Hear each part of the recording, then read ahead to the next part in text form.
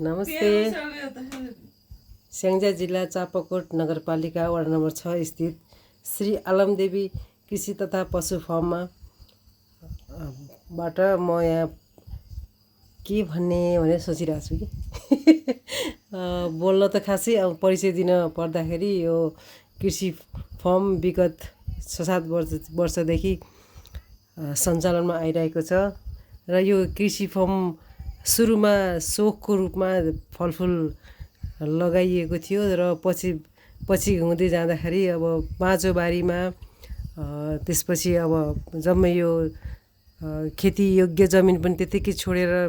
रुखो भएको अवस्थामा र केही गरौँ भनेर अब फलफुलबाट सुरुवात गरिएको थियो र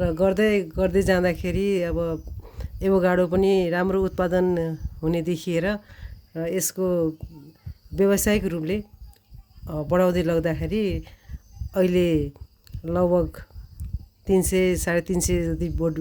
यसले उत्पादन दिने तर्खरमा छ र त्यस्तै गरी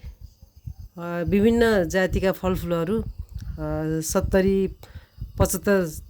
प्रजातिका फलफुलहरू उत्पादन भइरहेका छन् र हरेक सिजनमा कुनै पनि फलफुलहरू नछुटोस् भन्नको हेतुले स्वस्थ फलफुल र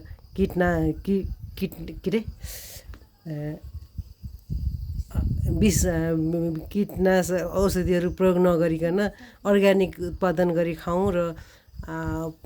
यसले गर्दाखेरि आफू स्वस्थ हुनुको साथसाथै आफ्नो वरपर गाउँ छिमेक र सम्पूर्ण जिल्ला लगायत सिङ्गै देशलाई पनि हामीहरू गरेको केही योगदानले केही टेवा पुग्छ कि भन्ने आशले हामी सञ्चालन गरिरहेका छौँ।